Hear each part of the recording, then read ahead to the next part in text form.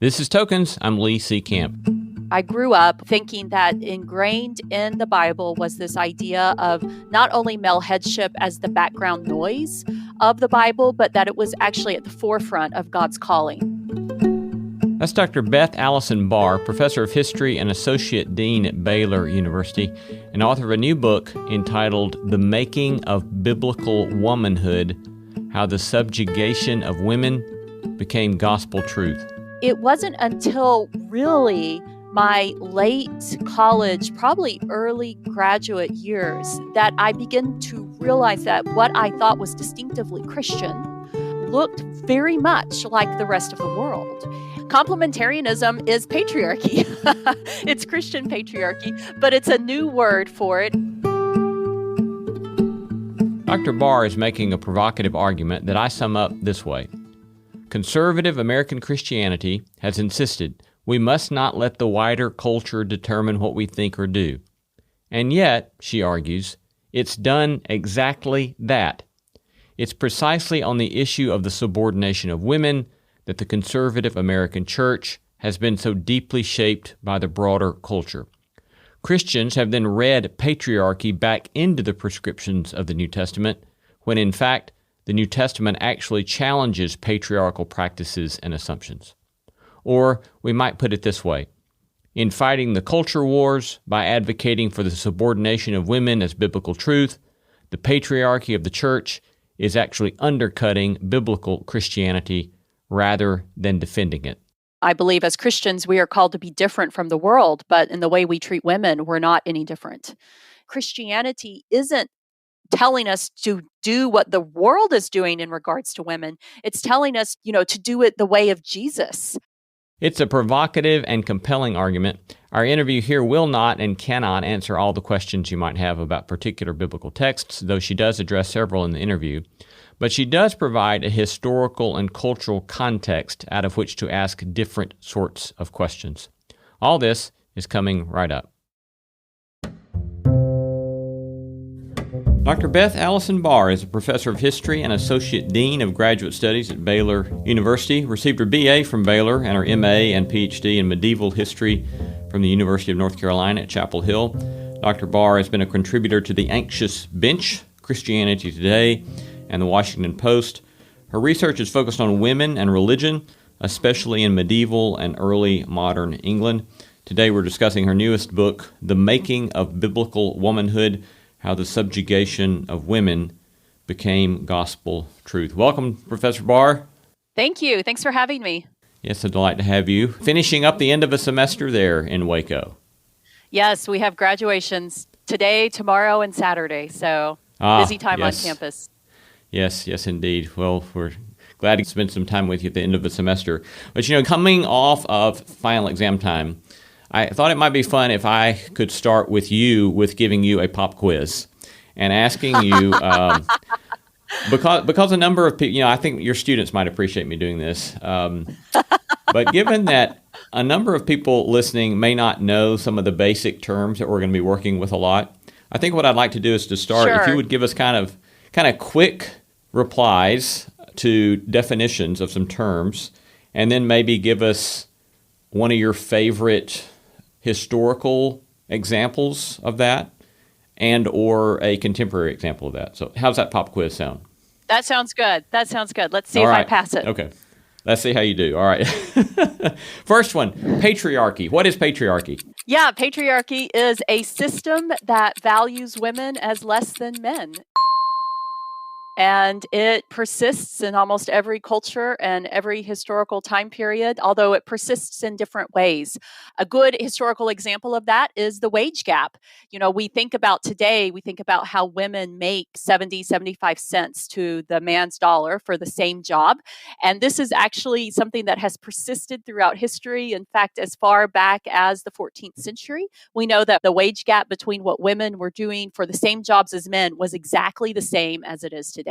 So that is an example of the persistence of patriarchy, a system that undervalues women and values men's labor and men's work and men's contributions as more valuable than women's. I'm going to ask you to expound also upon a second historical example you give in the book between the famous Epic of Gilgamesh, which you might want to tell folks briefly what that is, and women in Texas today. Sure. Yeah, no, the Epic of Gilgamesh is a text that I teach in my world history classes. It's from ancient Sumeria, and it is one of the oldest stories that we have in existence. It is also a really famous story because it contains a flood narrative that's similar to what happened in Genesis. And one of the things that I talk about with the Epic of Gilgamesh is I talk about how the women in the Epic of Gilgamesh function in surprisingly similar ways to the way women are expected to function in complementarian churches, in patriarchal churches today. And what's surprising about this is ancient Sumeria is not a Christian culture. It is what we would probably consider to be a pagan culture, did not worship the Christian God. And yet the way that its expectations that it put on women are what modern Christians claim makes Christian women distinct. And so that's one of the things that I wanted to emphasize about it. It's also a really fun tell. I encourage you to read it if you've never have before. Yeah, it is a remarkable story. All right, question number 2, complementarianism. Yes, I already used it once and realized we hadn't defined it. Complementarianism is patriarchy. It's Christian patriarchy, but it's a new word for it. Actually, in the book, I talk about where it really started emerging is in the early modern world, but it got picked up in the 1980s by people who were advocating for male headship and female subordination, primarily those folk who are gravitating around the Council for Biblical Manhood and Womanhood.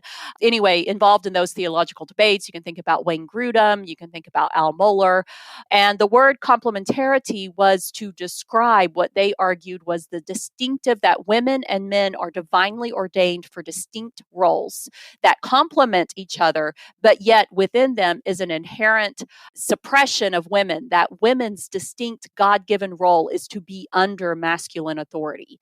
And so that's what complementarianism has become.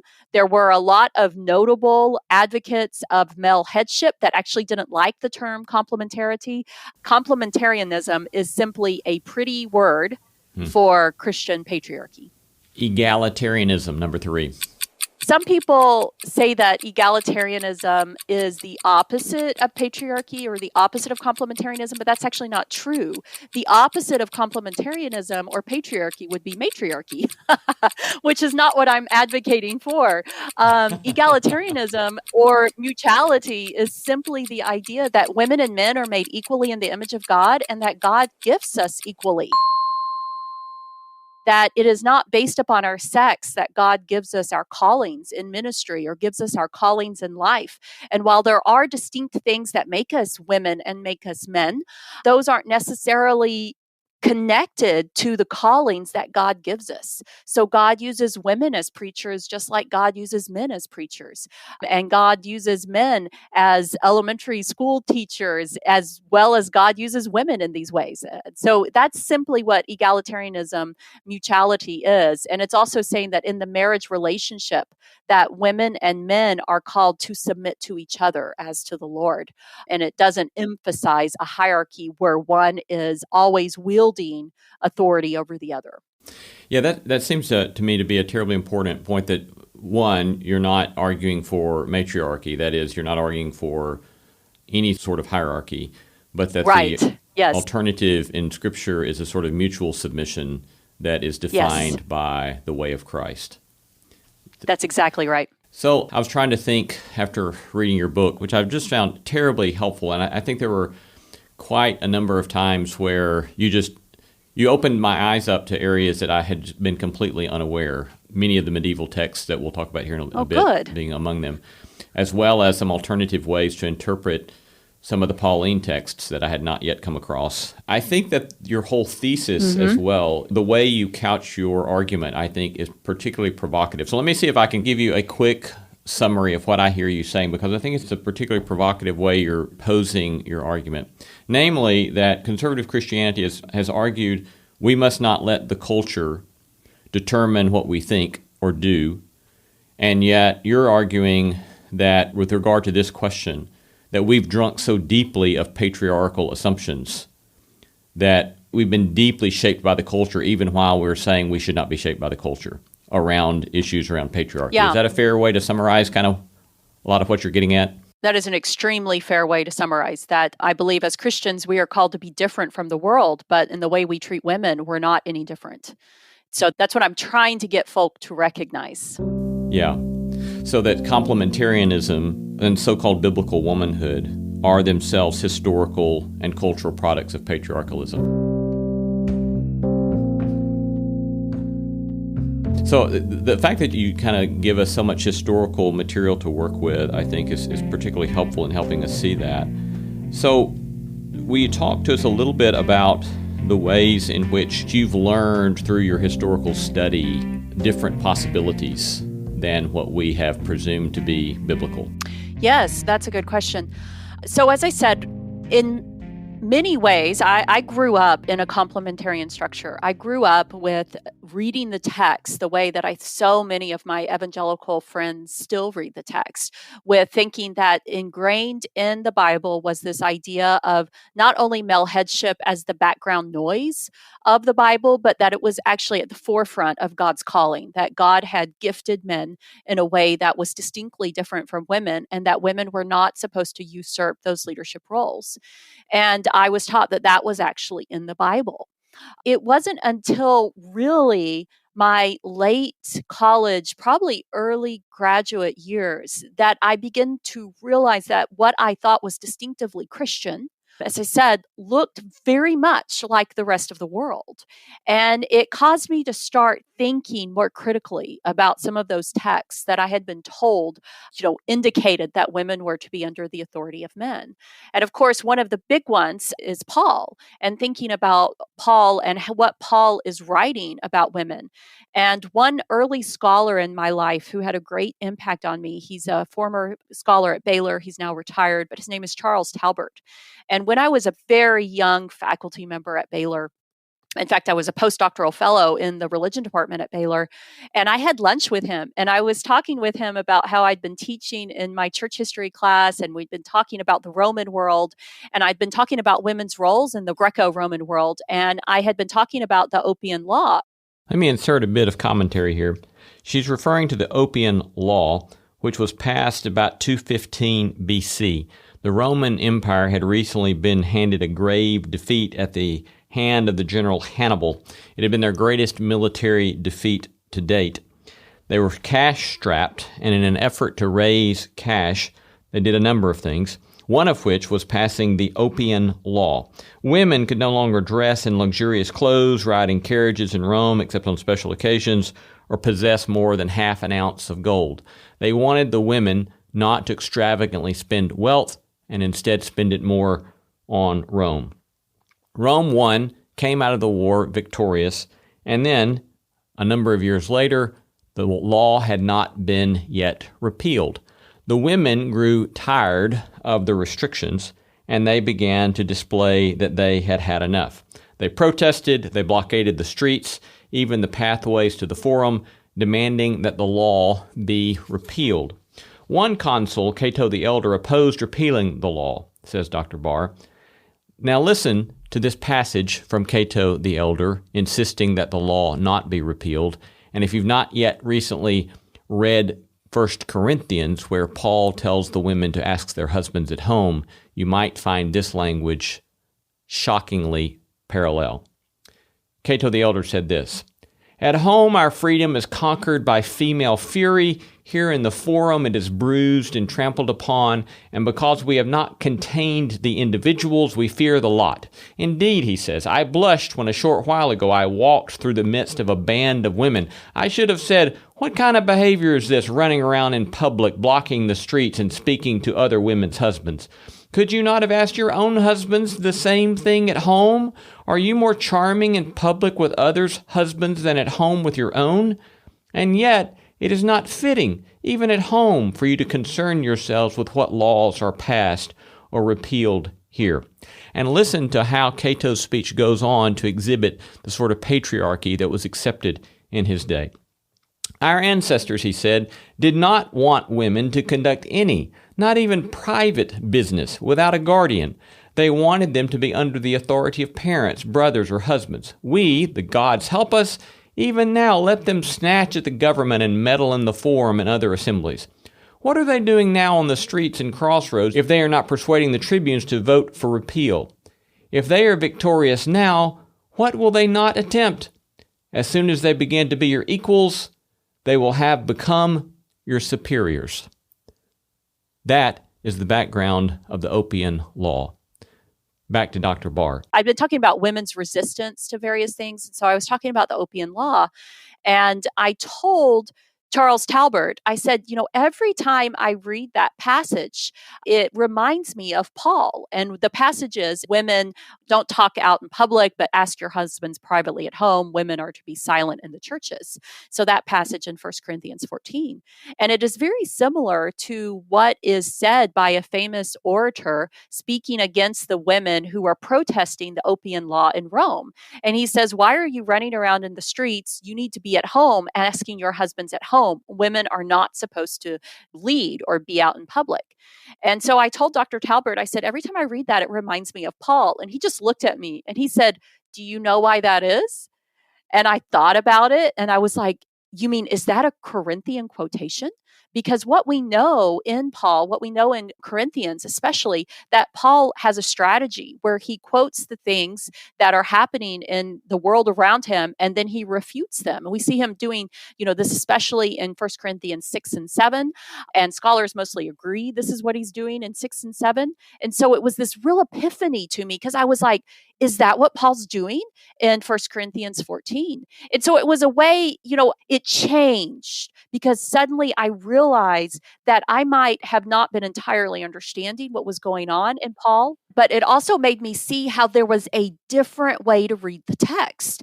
It also helped me understand because if you look at Paul as a whole, one of the things that always bothered me is Paul is always trying to get people to get over their sort of not important differences and work together. And it seemed to me that these passages where he was calling women out didn't flow with the rest of what Paul was trying to do. They seemed somewhat, opposed or strange.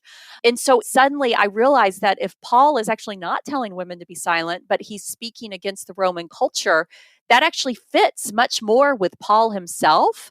And it also, as I said, helps make sense of that Christianity isn't telling us to do what the world is doing in regards to women. It's telling us, to do it the way of Jesus. So it was a really remarkable moment for me when I realized that I could read the text differently. Yes, I think that particular reading that you posed there of 1 Corinthians 14 was one I had not come across yet. And typically, those who are pushing against complementarian or patriarchal readings of 1 Corinthians 14 will simply say, in the cultural context, there were things going on in the church there that people are taking Paul so seriously with regard to equality between men and women that the women are speaking out of turn and they need to be silent.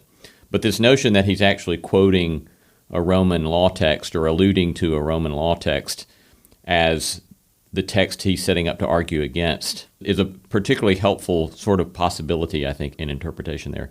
Have you gotten much critique from New Testament scholars on that particular reading? Yeah, that's kind of funny. I was terrified to write this Paul chapter because I'm not a New Testament scholar. I'm a historian. And so one of the things that I did is I got New Testament scholars to read it early on. And, from the ones that I've had reading it, I haven't really gotten a lot of pushback on it. I mean, most scholars, biblical scholars, agree that Paul's not telling women to be silent here for all time. I mean, that's pretty much across the board by many, many scholars. And something else is going on in the text. And the reason they say Paul can't be doing it is because we know Paul allows women to speak. Romans 16 really blows up any notion that Paul is telling women that they have to be silent and that they cannot teach for all time in any of those passages. So most scholars agree that Paul is doing something else. And sort of the main theories on it is like what you said, that Paul is addressing a particular group of women who are doing something that he's calling out, which is possible. Another theory is that these lines, and this is, favored by many folk, is that somebody inserted these lines, that these are a Roman quotation that somebody inserted into the text to try to control women because of the authority that they were exercising in the church. Or, as I said, that they are Roman quotations that Paul's inserted, the way that he does in several other places throughout Corinthians. So that theory makes the most sense to me. And when I've talked to people who even disagree with me, they're like, yeah, but I might prefer the one where somebody else inserted this, but they all agree that these aren't Paul's words, that Paul is not telling women to be silent. So if that helps a little bit. Yeah. Another significant section that you spend a fair amount of time discussing are the so-called household codes from Ephesians 5. So give us a bit about your take, kind of summarize what's there, and give us a bit of your take on how you suggest we read those. Again, this is one of those illuminations that I had in my historical studies. And when I started studying women's history, and I actually started off in the classical world and kind of moved up to the medieval world, my first goal was to become a classical scholar. And so I started reading quite a bit about women in the ancient world. And one of the first texts that I read was Aristotle, which I talk about in the Making of Biblical Womanhood. And Aristotle has a very famous household code. He's, of course, from the 4th century BC. And in that household code, where he talks about, and household codes are how to govern your household and how to govern your household as somebody worthy of being involved in politics in the Greco-Roman world, somebody who is, the way that they govern their household is a model of how the state works. And so it's all very critical. And I noticed with Aristotle that the emphasis in Aristotle's household codes is male authority. That's really what he's talking to men, about men, telling them why they have the right to lead their houses, why they have the right to be completely in charge over the women, children, slaves in their house.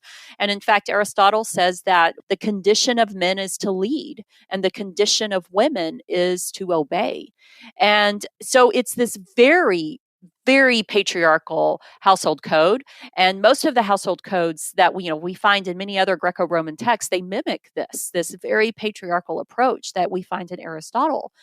And then when you compare that to what we read in the Bible, it's really hard for me to see when I look at the harsh patriarchal texts of the Greco-Roman world and compare them with the household code of the New Testament. It's just night and day. There are so many scholars who have commented on this. Lucy Peppiatt is one of my favorite theologians. And, she's just like the grounding, and Scott McKnight too, in this part, the grounding of the New Testament household codes are not in masculine authority. They are in God. And they are calling for all of the household to work together. And it's just absolutely different from anything we find in the Greco-Roman world. And it doesn't emphasize male authority. You also helpfully pointed to the fact that in the New Testament household codes in Ephesians 5, you have women and slaves given a sort of moral value.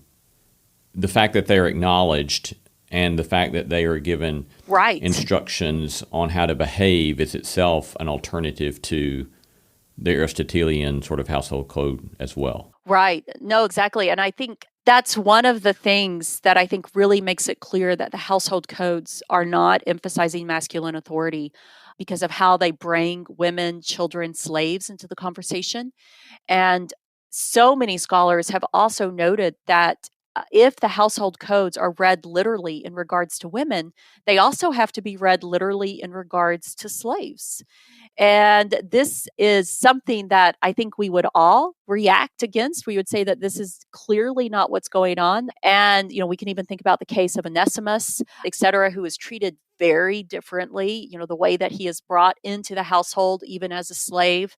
And so, what Paul is doing is not trying to replicate the authority structure of the Roman world. He's trying to show Christians how to live appropriately within the confines of their Roman world, but doing it in the Jesus way. And so the Jesus way is that, yes, wives obey in Roman culture, but husbands are called to love their wives as Christ loves the church. And husbands are also called to be mutually submissive to their wives. This is just absolutely radical. And, slaves and children even being spoken to in the Greco-Roman world, slaves and children would not be in the main assembly room listening to instructions being given to the male household head. They would not be included in that conversation, yet God makes sure that they're included in the conversation of the Bible.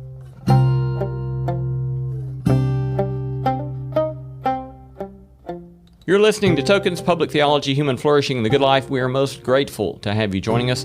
You can subscribe to our podcast on Apple, Stitcher, Spotify, or wherever you get your favorite podcast.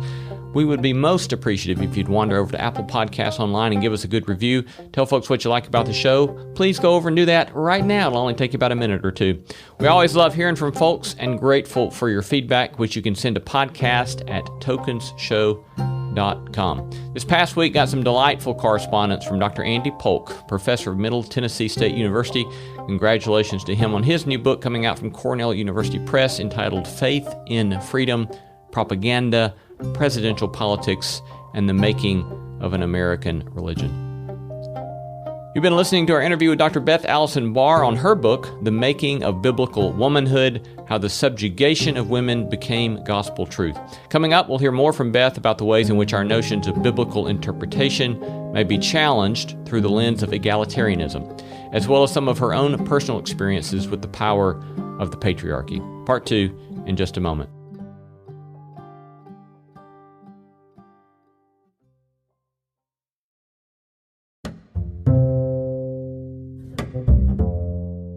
Welcome back to Tokens and our interview with Dr. Beth Allison Barr. In addition to these alternative ways of reading these Pauline texts, and you give alternative possibilities with other texts as well, but you also point to the fact that we simply have ignored or not paid nearly as much attention to other texts. For example, you alluded to Romans 16 a moment ago, but talk to us a little bit more about important texts in your mind that we have not sufficiently paid attention to. Yeah, that's great. So that's sort of a basic interpretation.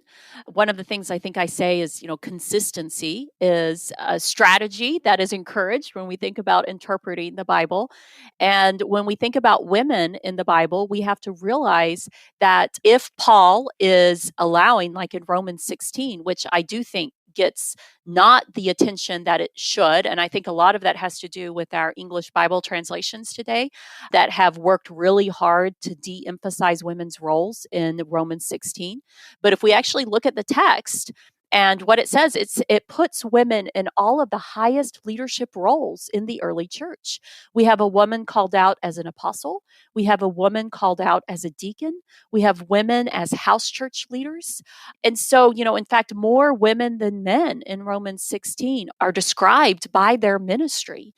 And we have 10 women overall in Romans 16 that are called out by Paul as being significant leaders in the early church, as being instrumental in the spreading of the gospel. And we simply do not emphasize that. In many of our modern English Bible translations, even though Phoebe is described as a deacon, that is often downplayed in our translations.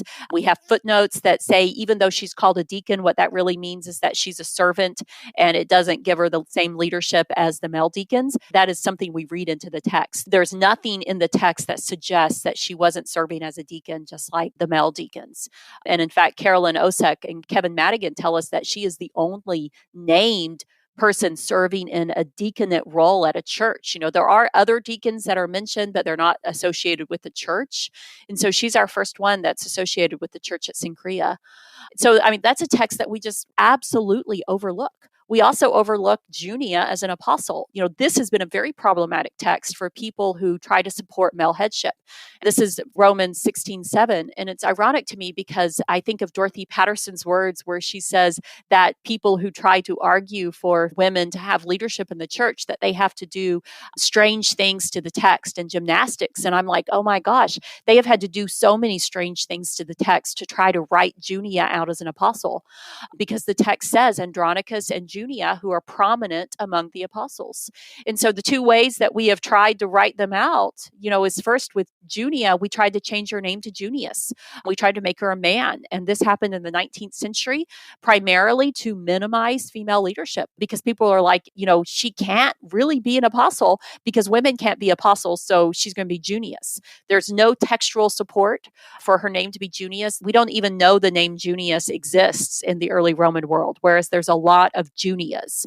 So then when they kind of realized they couldn't do that anymore, they did what the ESV's strategy is now, And they tried to change the preposition. So instead of her being prominent among the apostles or noteworthy, she is now simply recognized by the apostles. She's noteworthy to the apostles.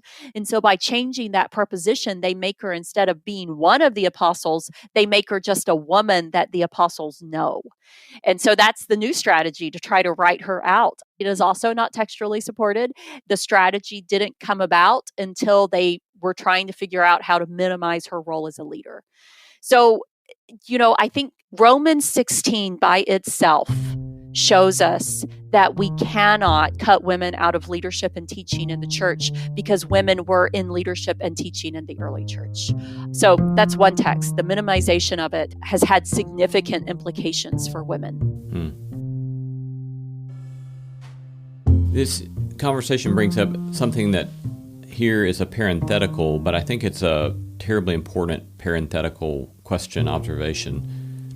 And that is that many times in debates about such issues, it's common to hear people say, kind of as you alluded to a moment ago, I just want to read the Bible and get the plain sense of the meaning of the words. And yet what you're pointing to is that sort of perhaps well-intentioned desire is nonetheless a naive one that's refusing to realize the ways in which we're all constantly having to navigate cultural presuppositions in the reading of a text. Right. No, I think that's great. And let me comment on it as a historian and a Christian. So one of the things that I find remarkable about the Bible is that its message, the gospel of Jesus, the story how God came to save us from ourselves, comes through no matter what translation that we use. It's a very consistent message. And even Bart Ehrman, of course, who is one of the major critics of the New Testament, of the Bible itself, he says that most of the mistranslations, as he calls them, and the problems that have happened in the textual evidence, he says these don't affect what he calls the big story. They affect the little stories of the Bible. And so I think on the one hand, we can have a lot of assurance in the integrity of the message of the gospel. Yet at the same time, we have to realize that the Bible is a historical artifact, and it has been translated and it is spoken. God used people to convey his message of salvation. And so we have to realize that those people lived within certain cultures, and that there are things that it's harder for us to understand because we are not in that culture. I use an example in the Bible. I talk about how in Corinthians, that on the one hand, the story, we understand that there are problems in the Corinthian church. We understand that some people are saying that they're, more important than other people. There's problems going on within the church. And so we get that. But since we are historical outsiders to it, some of the nuances about what those problems are, or exactly what Paul is doing, we miss them. Now, history helps us understand them better. So my point is not to say that ordinary people can't understand the Bible for themselves, because I think they can. But I think we also have to realize that the Bible was written in a particular historical time period. And if we want to catch all of the nuances, if we want to have a complete understanding, a better, sort of understanding about what was really going on, we can't only say, what does the text say to me today? But we have to say, what did the text say to them at that time? Which requires more effort on our part to go and to kind of try to figure out how it actually worked within that, say the New Testament, within that first century setting. And so I do think as Christians, we have become a little bit lazy, saying that I'm just doing exactly what the Bible says can be a lazy reading, because it doesn't require much of ourselves. And it also means that we are ignoring the fact that we are reading the Bible through our modern cultural lens. All of us carry something to the text. All of us carry something to the text. All historians carry something to the text that they study. We have to realize what we carry with us. And so modern Christians, modern American Christians, carry our modern American values to the Bible when we read it. But the world of the Bible was not a modern American world. It was a first century Greco-Roman world. So I think just being aware. There's no such thing as a truly objective historian. It's just that we have to be aware of what we carry to the text. So I am trying to help Christians understand to be aware of what they carry with them when they read these passages about women. Yeah. Let me point to the subtitle of your book, How the Subjugation of Women Became Gospel Truth. And so you're, in laying out the history of patriarchy, complementarianism, you illustrate that this has not been merely an issue, but it has become a central facet, according to some, that lies at the heart of the gospel. How does this, from a historical perspective, how does that happen? Yeah, no, that's a really good question. So I think what has happened when we look at history, there has never been a golden age for women in history. There has never been a golden age for women in church history.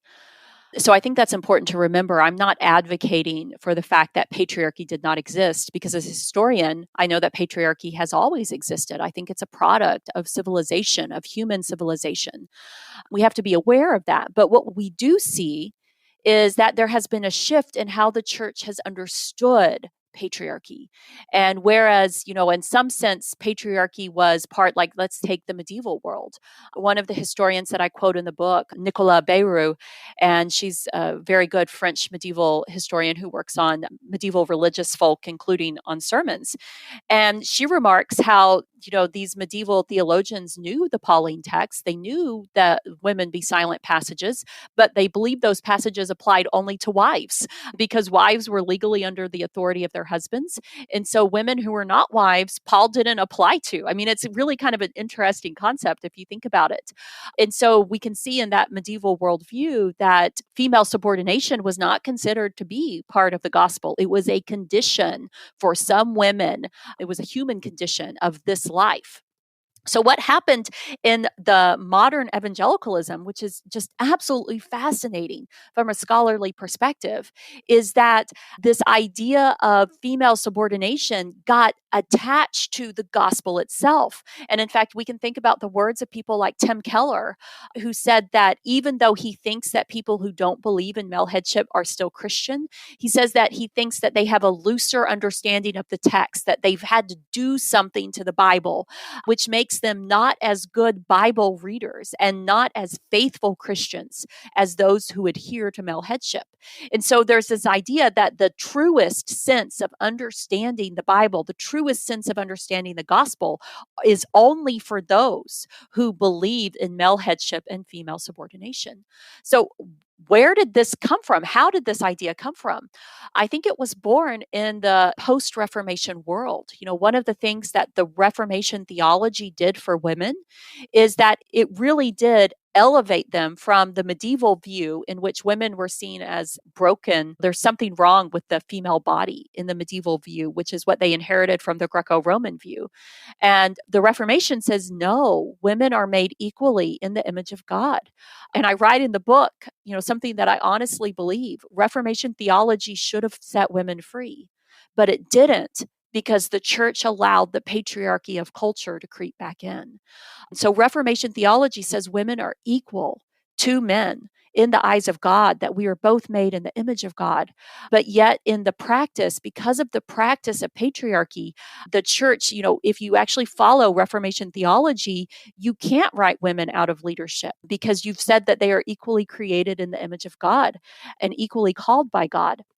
So what we see happening is we see a change in strategy to push women out of leadership roles. And we see a increased emphasis on using the Pauline text, women be silent, women cannot teach men, to push women out of leadership roles. This is a post-Reformation thing.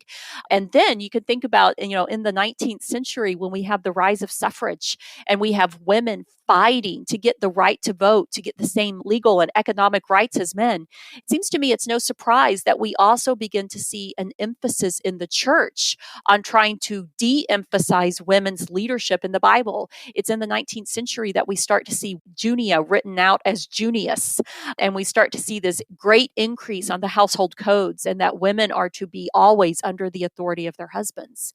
And then in the 20th century, this takes two more important shifts, I think, with the rise of the concept of inerrancy. And inerrancy is such a loaded term. People get all upset about the term. And as a historian, I'm like, you know what? Inerrancy is not in the Bible. We created the term inerrancy. Inerrancy, if you think about, do you believe the Bible is trustworthy? I would say yes, the Bible is absolutely, completely trustworthy. Do I believe that the Bible is completely perfect in every way without any error as interpreted by an early 20th century group of men? No. And that's essentially what inerrancy is. And it says if you don't interpret the Bible the way I interpret the Bible, then you are not reading the Bible correctly. And that to me is a very dangerous argument. And with this inerrancy it was bundled up with that women have to be under the leadership of men. You cannot allow women to be in leadership positions. And inerrancy kind of explodes in the evangelical world in the post-World War II world, where we definitely know there's a push to get women to get out of work, out of jobs, and back into the household. And this coincides with a push within the Christian church for women to do the same. And then, of course, it also gets connected during this time to what I call a revival of an old heresy of Arianism, which argues that Jesus is subordinate to God the Father. And we see this heresy reviving along the same time that we see biblical womanhood exploding in the 1970s and 80s. And this heresy says that Jesus is always subordinate to God the Father, which means that women should always be subordinate to men.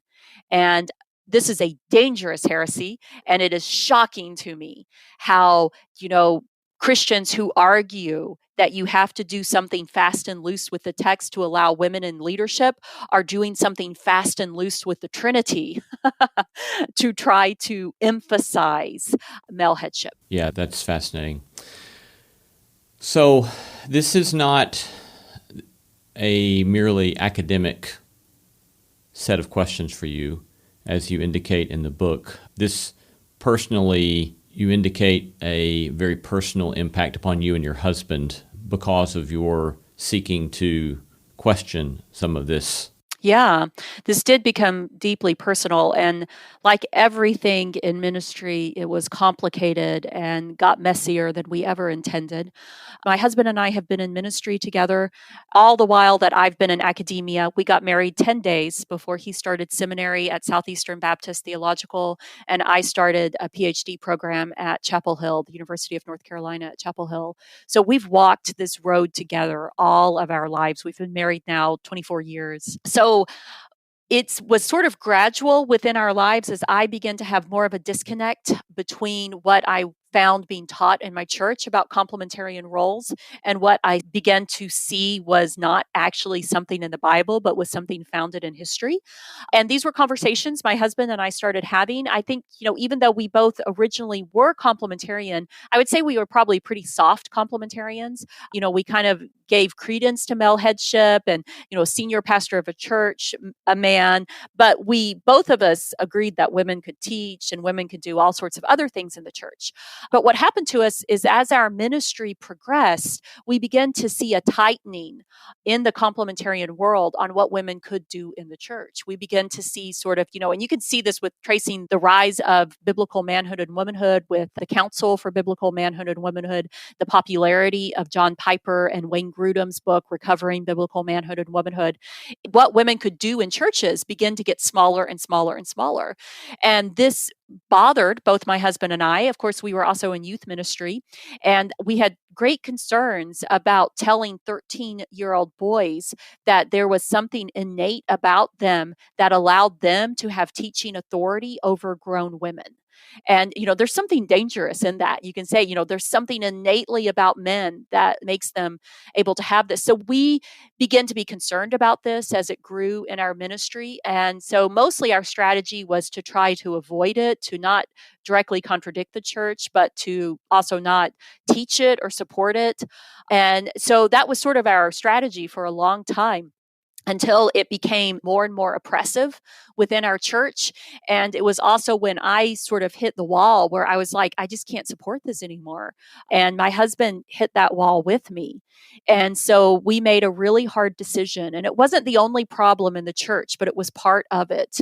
And we made a really hard decision to try to push it, to try to push the conversation at our church, to see if we could get a woman to teach a high school Sunday school class. And that was the beginning of him being fired at that church.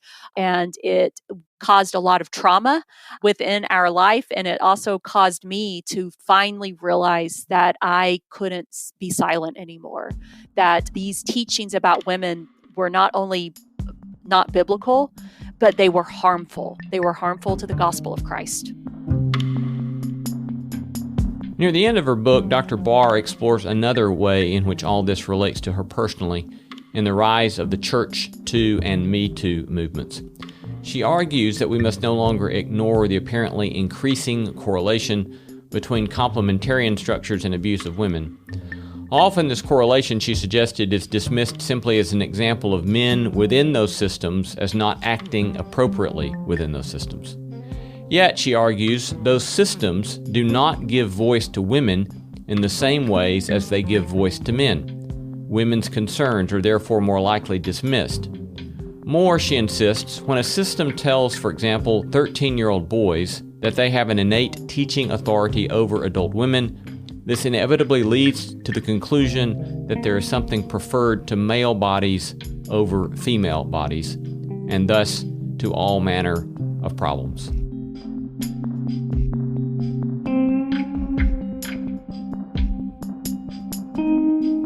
You've been listening to Tokens, Public Theology, Human Flourishing, The Good Life. This has been our episode with Dr. Beth Allison Barr, Professor of History and Associate Dean of Graduate Studies at Baylor, on her newest book, The Making of Biblical Womanhood, How the Subjugation of Women Became Gospel Truth. 1, 2, 3. This is our last episode of Season 3, but fear not, we've got some stellar material coming up in Season 4. Stay tuned, and we'll look forward to releasing new episodes soon. In the meanwhile, you'll have opportunity to get caught up on any of our episodes that you've missed. If you've liked this particular podcast episode, you'll likely also want to check out two other most downloaded episodes. Our episode with my colleague, Dr. Lauren Smeltzer-White, with her crash course on Christian feminism, and my interview with Dr. Crispin Kobus-Dumay on her book, Jesus and John Wayne. All this talk of biblical interpretation reminds me of, well, who else? And perhaps you long-time Token Show followers suspect who this reminds me of. None other than Brother Preacher and one of his famed homilies on biblical marriage. A trigger warning, this last segment is not for you. If satire is not your thing, you have been warned. The Bible defines marriage very clearly. One man, one woman, and on occasion, one teenage virgin slave girl concubine. And that's it. That's marriage, the Bible way. Why do people find this so hard to understand? Now, of course, once that concubine gives birth to your first half-breed child, and you send them both out to the desert to die, then the Bible defines marriage as one woman who can also double as your sister. You know, in case things get a little hairy with Pharaoh, you know. Who, her? That's not my wife, that's my sister. You want her? You can take her. I don't care. So that's handy, and that's marriage. The Bible way. Now hold on, preacher. Yes, hold on. Let's say that for whatever reason you somehow accidentally marry your wife's ugly sister. You know, before you can marry your wife. Well, you can still marry your wife, but you're going to have to hold on to that ugly sister. Why? Because that's marriage. And in marriage, we don't always get everything we want. And sometimes we get a little more than what we want, which in this case happens to be a surprise ugly wife. The good news is that ugly wife, who you somehow went through an entire 3-day wedding ceremony with, without ever figuring out who she really was, that ugly wife is so ugly she can still bang out babies like a bowl full of bunnies. I mean, she can produce. And her pretty little sister, who is now your second wife, is so pretty, she can also double as your sister. Isn't life easier when we do Bible things in Bible ways? Wife, concubine wife, ugly baby wife, pretty backup Pharaoh fooling wife who's fun at parties. Who's the Bible scholar now?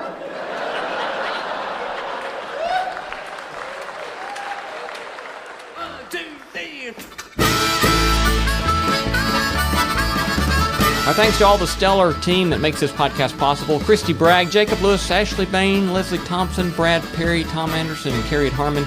Music beds by Zach and Maggie White and Blue Dot Sessions. Live performance you're hearing here is by our most outstanding Horeb Mountain Boys featuring Buddy Green on that harmonica, Brian Sutton, Scott Mulvihill, Chris Brown, Andy Leftwich, and Jeff Taylor. Thanks for listening, and peace be unto thee. The Tokens Podcast is a production of Tokens Media, LLC, and Great Feeling Studios.